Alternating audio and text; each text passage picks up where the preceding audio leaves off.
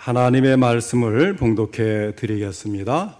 마태복음 5장 13절 말씀 제가 봉독을 해 드리겠습니다. 봉독합니다. 너희는 세상의 소금이니 소금이 만일 그 맛을 잃으면 무엇으로 짜게 하리요? 후에는 아무 쓸데없어 다만 밖에 버려져 사람에게 밟힐 뿐이니라. 아멘. 오늘은 너희는 세상의 소금이니 이 말씀, 이 제목으로 함께 말씀을 듣겠습니다. 오늘도 하나님께서 예배드린 우리 성도님들을 만나주시고 생명의 말씀을 통해서 풍성한 은혜를 내려주시기를 축원합니다. 먼저 하나님께 기도드리겠습니다.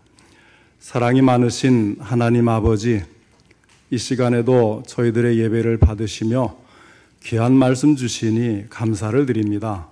이 말씀을 통해서 하나님께서 저희들에게 하시고자 하는 그 말씀, 그 음성이 들려질 수 있도록 전할 때도 들을 때도 성령님께서 함께 하시고 도와주시옵소서. 예수님의 이름으로 기도하옵나이다. 아멘. 오늘 읽은 본문 말씀은 우리 예수님께서 하신 말씀이죠. 예수님은 너희는 세상의 소금이라고 말씀을 하셨습니다. 그 말씀은 우리 그리스도인들이 세상 한가운데 살면서 소금의 역할을 감당하라고 하는 의미입니다. 요즘은 소금이 그렇게 중요한 것 같이 보이지 않고 비싸지도 않지요. 옛날에 비해서는 참 값도 많이 싸지고 얼마든지 구할 수 있는 그런 흔한 것이 되었습니다. 게다가 소금을 많이 섭취하는 것은 몸에 좋지 않다고 해서 가능한 한 소금을 적게 섭취하도록 많이 권고하고 있습니다. 그러나 옛날에는 소금이 매우 귀했습니다. 왜냐하면 음식에서 없어서는 안 되는 것이었고, 특히 옛날에는 다른 방부제가 없어서 음식을 저장할 때에 꼭 소금이 필요했기 때문입니다. 게다가 구하기가 너무나 어려워서 이렇게 소금은 정말 귀한 것이었습니다. 그래서 옛날에는 소금을 돈 대신에 사용한 예가 참 많이 있습니다. 요즘에는 월급을 영어로 셀러리라고 부르지 않습니까? 이 셀러리라고 하는 것은 솔트 머니, 소금돈이라는 뜻입니다. 다시 말해서 솔트, 소금에서 온 말이죠. 옛날에 로마에서 군인들에게 월급을 줄 때에 소금으로 주었기 때문에 이 셀러리라는 말이 생겨나게 되었다고 합니다. 그 시대에는 소금이 아주 중요하기 때문에 소금이 돈의 구실도 했던 것입니다. 그런데 이와 같이 중요한 기능을 바로 우리들이 담당해야 한다고 예수님께서는 말씀을 하신 것입니다. 이 말씀을 진행하기 전에 먼저 중요한 점을 짚고 넘어가야 하겠습니다. 그것은 바로 여기서 주님은 너희는 세상의 소금이 되라 이렇게 말씀하시지 않았다는 것입니다. 우리의 구체적인 어떤 행위를 통해서 또는 삶을 통해서 이제부터 그 역할을 통해 소금이 되어져라 이런 말씀을 하신 것이 아니고 너희는 세상의 소금이니 이미 소금이 되었으니 소금으로서 소금의 역할을 해라 이런 말씀이지 이제부터 좋은 일을 많이 하면 소금이 될 것이니까 그렇게 하라 이런 말씀이 결코 아니라는 거예요. 우리가 예수님을 진실하게 믿는다면 이미 우리는 세상의 소금인 것입니다. 우리가 참 그리스도인이라면 우리는 이미 이 세상의 소금입니다. 그리스도 안에 있는 참으로 중생한, 거듭난 그런 그리스도인이라고 한다면 내 현재의 도덕적인 형편과 내 신앙의 상태가 어떤 자리에 놓여 있든지 간에 이미 우리는 소금이 되었고 소금으로서 이 세상에 존재하고 있다고 하는 이 사실을 먼저 기억하고 말씀을 들어야 할 것입니다. 중요한 문제는 또 무엇이냐면 이미 소금이 되었는데 나는 얼마만큼 더 소금다운 소금인가? 나는 어떤 종류의 그리스도인인가? 맛을 바라는 그리스도인인가? 맛을 잃어버린 그리스도인인가? 하는 것입니다. 자, 그러면 소금의 역할은 어떤 것인가? 세 가지를 말할 수가 있습니다. 첫째로 어떤 경우에도 변하지 않고 강력한 자기 역할을 감당하는 것이 소금입니다. 불변하다는 것이죠. 예를 들어 우리가 단맛이라든지 쓴맛이라든지 이런 것은 차갑게 했을 때, 뜨겁게 했을 때 차이가 대단히 크게 납니다. 그렇지만 이 소금은 차다고 해서 더 짜거나 뜨겁다고 해서 덜 짜거나 그렇지를 않고 항상 그대로 역할을 꾸준하게 유지하는 거예요. 소금의 맛은 환경이 달라도 그 맛이 그대로입니다. 뜨겁든지 차갑든지 간에 자기 역할에는 변함이 없는, 변치 않는 자기 맛을 가지고 환경에 관계없이 사명을 다하는 것이 소금인 것입니다. 가끔 환경이 좀 나아지면 흥이 나서 신앙생활하는 사람처럼 보였다가 어려워지면 하나님 안 계시다고 돌변하는 그런 사람들도 있어요. 또 반대로 아주 어려워지면 새벽마다 주여 주여 하고 외쳐 부르짖다가 그 시간만 해결이 되면 내가 언제 그랬느냐 하고 한 발짝 물러나서 하나님을 외면하는 변덕스럽기 짝이 없는 그런 사람들도 있습니다. 그러나 예수님은 차든지 뜨겁든지 분명한 태도를 정해서 변치 않기를 원하고 계십니다. 소금이야말로 그 어떤 조건에서도 변치 않고 계속 소금으로서 귀한 성질을 가지고 있는 물체라는 사실을 우리가 명심해야 하겠습니다. 그러므로 예수 안에서 소금된 우리 성도님들은 끝까지 변함이 없는 소금과 같은 불변의 믿음을 가지고 소금과 같이 변함없는 소명, 사명을 감당하는 우리 모든 성도님들 되시기를 바랍니다. 둘째로 소금은 맛을 창조하는 역할을 합니다. 소금은 맛을 결정하는 중요한 역할을 하는 것입니다. 이 소금의 맛은 짠맛으로 표현합니다. 그러나 광물 학자들에 의하면 소금에는 7가지 맛이 있다고 합니다. 짠맛, 단맛, 쓴맛, 구수한 맛, 비린 맛, 물맛, 신맛. 자, 이런 7가지 맛을 가지고 있다는 거예요. 소금이 여러 가지 맛을 내듯이 우리의 신앙이 이 소금과 같이 갖가지 맛을 창조해내는 그런 믿음이 되어야 하겠습니다. 우리 성도님들이 처해 있는 바로 그 장소에서 우리 성도님들을 통해서 좋았던 분위기는 더 좋은 분위기로 바꾸는 그런 창조적인 역할이 이루어지고 슬픈 자들에게는 가까이 다가감으로 그 슬픔이 변하여 기쁨으로 변하게 하는 창조적인 역할을 감당할 수 있는 그런 신앙이 되어지기를 바랍니다. 우리의 삶은 얼마만큼 맛을 내고 있을까요? 인형의 집의 저자인 입센, 굉장히 유명한 사람이죠. 입센이라는 사람이 그리스도인들을 이렇게 고발을 했어요. 그대들은 그리스도인들을 면밀히 살펴보신 일이 있습니까? 움푹한 눈, 창백한 얼굴, 미소가 사라져버린 어두운 얼굴, 숙여진 힘없는 머리, 태양이 그들을 비추고 있으나 태양을 잃은 사람들, 그들이 그리스도인들입니다. 내가 왜 그러한 그리스도인이 되어야 합니까? 물론 이것이 그리스도인에 대한 진정한 평가는 아니지만 아마도 입센이라는 이 작가의 주변에는 그런 그리스도인이 있었고 그의 눈에 비추는 것은 그런 모습이었던 것 같아요. 자, 다른 사람들이 우리 성도님들을 진단할 때는 어떻게 진단할까요? 내가 그리스도인이 되었다는 이 사실이 내 주변 사람들에게 매력을 던져주고 있습니까? 그리고 내가 있는 곳에서 나를 접촉하는 사람들마다 삶은 참 살만한 맛이 있는 것이구나 이렇게 고백하는 역사가 일어나고 있느냐 하는 것이. 어떤 신학자는 이렇게 말을 합니다. 정상적인 그리스도인은 칭찬을 받든지 박해를 받든지 둘 중에 하나의 모습을 가지고 있다. 우리가 사도행전을 요즘 오후 예배 때 봅니다마는 사도행전의 그리스도인들은 이 두 가지를 같이 받죠. 칭찬과 박해를 함께 받는 그런 그리스도인들의 모습 우리가 사도행전에서 볼 수가 있는데 그런 그리스도인들이 풍겼던 향기와 맛이 우리 모두의 삶 속에도 나타날 수 있기를 바랍니다. 세 번째로 소금은 방부제의 역할을 합니다. 우리는 소금이 우리에게 주는 많은 유익성을 지적할 수가 있지만은 여기서는 부패를 막는다는 측면에서 소금의 역할을 더욱 강조하고 있습니다. 그 당시 팔레스타인에서는 생선을 소금에다 절여서 먹었습니다. 냉장고가 없던 시절 열대지방 황무지에서 소금이 하는 역할을 우리는 가히 짐작할 수가 있을 것입니다.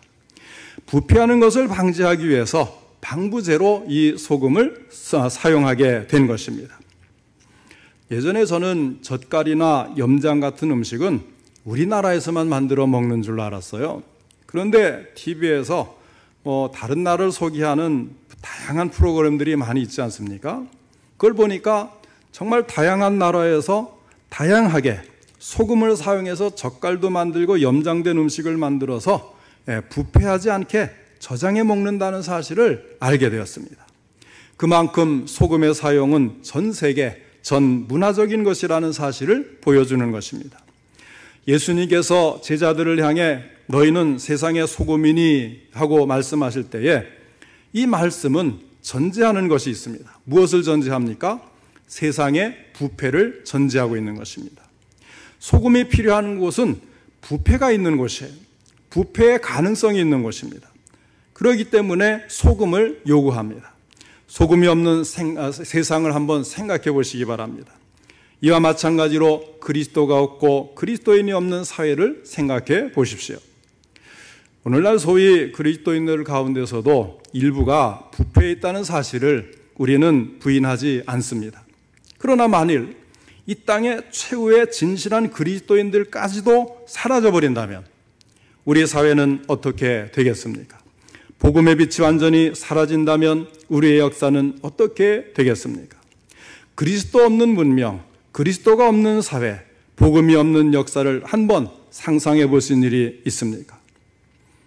요즘은 민주주의라는 말이 아주 쉽게 이렇게 말해지고 자유라는 말도 쉽게 말해지고 다들 평등하고 자유롭고 민주적으로 사는 그러한 세상을 우리가 쉽게 연상을 하지 않습니까? 그런데 여러분, 오늘날 이런 인간다운 삶을 보장해주는 많은 법, 제도, 행사 이런 것들이 대부분 기독교인들의 순교적인 희생과 헌신으로 정립되었다는 이 사실 여러분 알고 계십니까? 당연하게 생각하는 그런 인권, 인간다운 삶 이런 것들이 다 기독교인들이 성경대로 이 세상을 바꾸기 위해서 기도하고 노력을 해서 만든 것이라는 것입니다. 여성도 인간답게 살도록 역할을 한 것이 기독교인들이었습니다. 노예 해방이라든지 여성의 투표권, 서양에서도 여성의 투표권 생긴 지 얼마 안 됐어요. 다 교회에서 기독교인들이 기도하고 수고하고 또 국회에 진출하고 해서 이런 노예 해방도 만들었고 여성의 투표권도 주게 된 겁니다. 감옥에 수감된 사람들은 아주 인권이라고는 존재할 수가 없었습니다.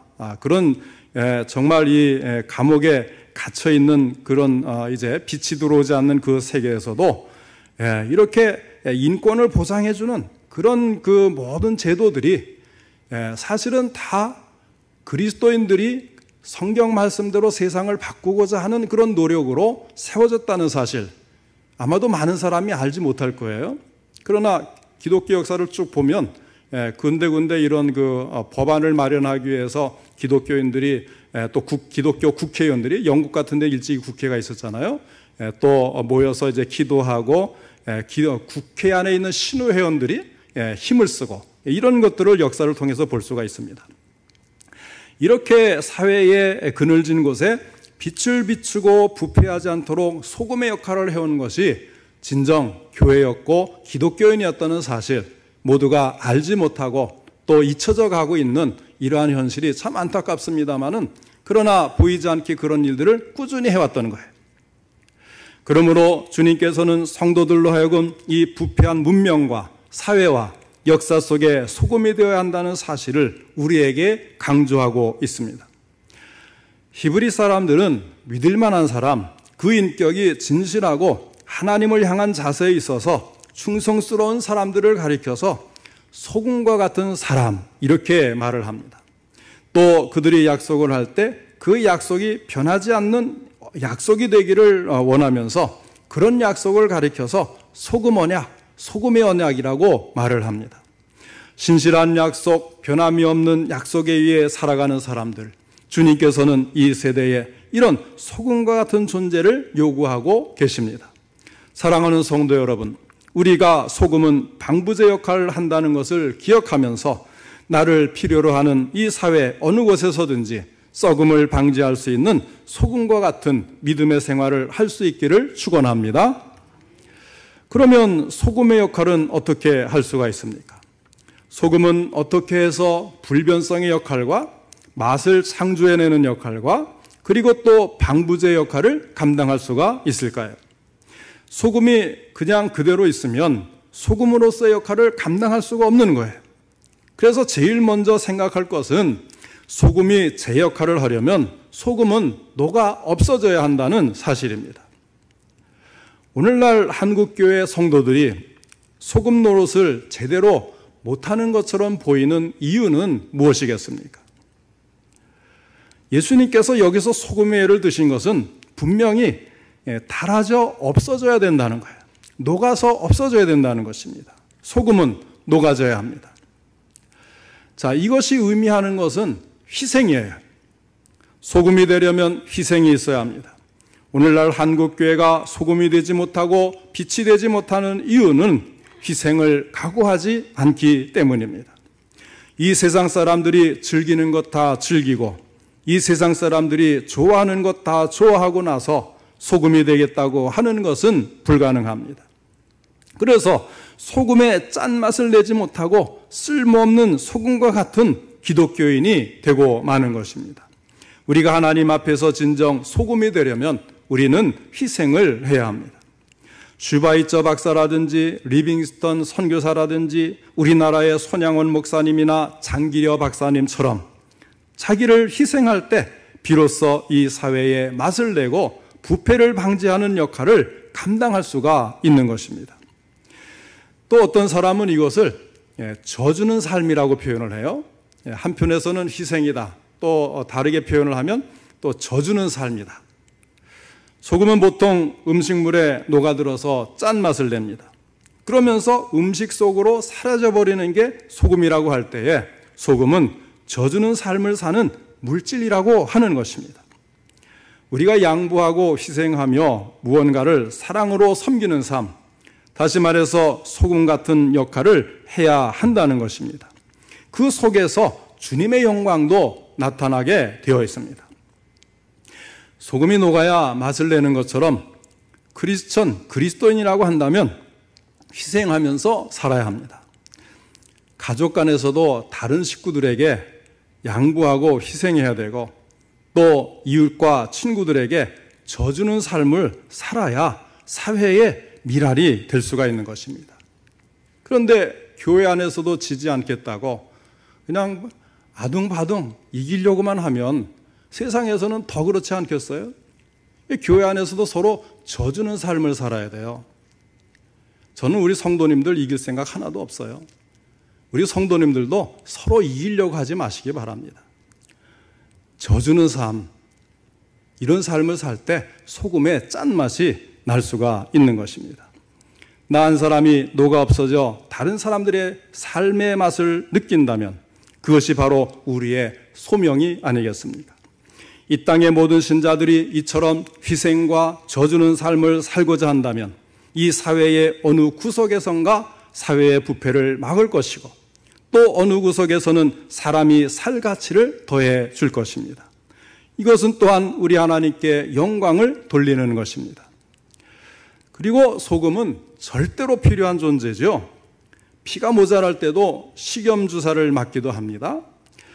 황무지에서는 참 소금 아니면 음식 간을 맞춰 먹을 만한 게 또 없어요. 소금은 그 문자 그대로 생명인 것입니다. 옛날 페르시아의 한 왕이 사랑하는 세 공주에게 너희들이 나를 진심으로 사랑하느냐 물어봤습니다. 첫째 딸이 와서 아버지, 저는 이 세상의 모든 황금보다도 아버지를 더 사랑합니다. 말을 했어요. 왕이 얼마나 기뻤겠습니까? 딸에게 아버지를 사랑한다는 고백을 들었을 때 그 아버지의 기쁨이 얼마나 컸겠어요. 둘째 딸이 와서 또 이렇게 고백합니다. 아버지, 나는 이 세상의 모든 은보다도 아버지를 더 사랑합니다. 그런데 셋째 딸이 와서 이렇게 고백을 합니다. 아버지, 저는 이 세상에 소금같이 아버지를 사랑합니다. 아버지는 이 셋째 딸의 고백에는 감동을 느끼질 못했어요. 기분이 씁쓸하고 언짢았습니다. 셋째 딸의 고백을 옆에서 듣고 있던 지혜로운 요리사가 꾀를 내었어요. 그 이튿날 왕의 식탁에 오르는 음식에서 소금을 완전히 빼버리고 요리를 만들어서 진상을 했습니다.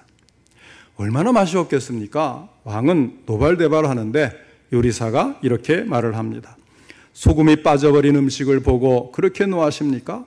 어제 셋째 공주님이 하셨던 고백을 기억하십니까? 소금같이 사랑합니다라는 그 말씀을. 소금이 얼마나 귀합니까? 소금이 없는 세상은 상상할 수도 없습니다.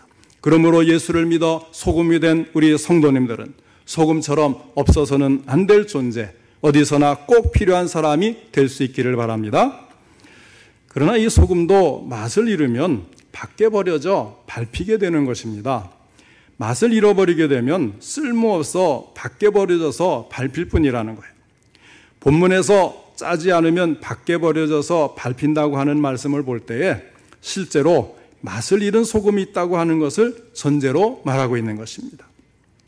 그런데 여러분, 그 의미는 조금 해석이 필요해요. 소금 자체는 맛이 변하지 않는다 그랬잖아요. 불변성이 있습니다. 자, 설명을 들어보면 이해를 하실 거예요. 이스라엘 나라에 이 아뼘이라는 소금이 있습니다. 그래서 이 소금 기둥들이 있기 때문에 비가 오게 되면 거기에 있는 그 소금기들이 비에 씻겨져서 내려갑니다. 그래서 이 껍데기 같은, 그러니까 불순물하고 이제 소금하고 섞인 정제되지 않은 소금을 이렇게 우리가 놔두면 그것이 이제 물에 젖어서 소금기가 쏙 빠져나가 버리면 소금의 모양은 있는데 맛은 없는 거예요. 이런 이야기를 하는 겁니다. 그래서 이처럼 맛을 잃어버리면 쓸모없어서 버려지게 되고 사람들 발에 밟히게 되는 것입니다. 그런데 우리 그리스도인들 역시 이처럼 그리스도인답지 못하면 세상에서 너무 추한 모습으로 드러나게 되는 거예요. 우리가 신문, 이제 인터넷으로 요즘 뉴스를 많이 보잖아요. 그 뉴스에 보면, 참, 교회 다니는 사람, 특히 무슨 목사, 전도사, 이런 경우에 어떤 그 범죄를 저지르는 그런 뉴스가 나오면 정말 많은 사람들이 한탄하잖아요. 다른 그런 그 뉴스보다도 어떤 범죄를 저질렀는데 그 사람이 하필 목사님이었다.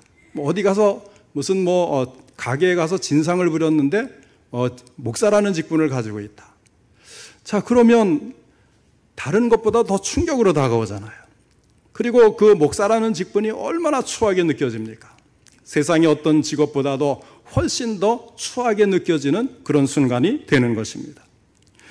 성도가 성도의 모습을 제대로 갖추지 못할 때에 많은 사람들이 이를 비방하고 조롱하고 본인은 변명도 할 수 없이 부끄럽고 초라하게 되는 것입니다. 그러므로 맛이 없는 사회를 맛있게 할 수 있고 의미 없는 사회를 의미 있는 사회로 만들기 위해 우리는 우리의 사명을 감당하는 그런 믿음을 가져야 할 것입니다. 예수님께서 우리를 가리켜 너희는 세상의 소금이라 한 말씀은 매우 중요한 의미를 가지고 있습니다.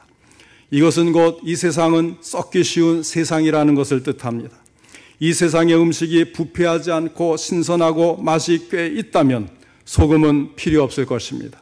그러나 성경은 항상 이 세상은 부패한 세상이라고 가르치고 있습니다. 우리 한국교회가 이 민족과 사회에 공헌하는 길이 무엇이겠습니까? 교회가 이 민족에 공헌하는 길은 소금의 역할을 다하는 것입니다. 우리나라에 지금 기술이 부족하겠습니까? 지식이 부족하겠습니까? 돈이 모자라서 문제가 되겠습니까? 그동안 우리는 상당한 기술과 지식을 쌓았습니다. 또 많이 부유해졌습니다. 이제 우리나라에 필요한 것은 이것들을 올바르게 사용할 줄 아는 책임의식인 것이에요. 이를 위해서 우리는 진정한 교회가 되어야 하겠고, 진정한 교회가 되기 위해서는 짠맛을 잃지 않고 잘 유지하는 세상의 소금이어야 합니다. 이것은 참으로 영광스러운 직분이라 하겠습니다. 놀라운 축복인 것입니다. 우리 신자들이 소금의 직분을 잘 감당할 때 교회도 사회도 국가도 모두가 소망이 있는 것입니다. 프랑스의 마르세유에 돈타령 노인이라고 불리우는 노인이 살고 있었습니다. 그는 재산을 물려줄 자녀도 없는데 늘 돈타령만 하는 거예요. 동네 사람들은 그를 돈만 하는 수선노라고 불렀습니다. 그의 재산이 얼마가 되는지 아는 사람은 한 명도 없었습니다. 그러던 어느 날 그가 세상을 떠났습니다. 장례를 치러줄 사람도 없어서 시청 직원들이 그의 장례를 치러야 했습니다. 장례를 하다가 그의 유언장이 발견되었는데 이런 글이 써 있었습니다. 나는 마르세유 시민들이 깨끗하지 못한 식수 때문에 질병에 걸려서 일찍 죽는 것을 목격하며 살아왔다. 그래서 내 생명을 바쳐서 맑은 물을 공급하여야 하겠다고 결심을 하였다. 그래서 나는 목숨을 걸고 돈을 모아왔다. 내가 욕을 먹으면서 그렇게 돈을 모은 이유가 바로 이것이다. 이제 나의 재산 모두를 시청에 기부한다. 이 기부금으로 시민들에게 맑은 물을 공급해 주기 바란다. 한 사람의 희생이 한 도시를 바꾸었습니다. 이것이 소금의 역할인 것입니다.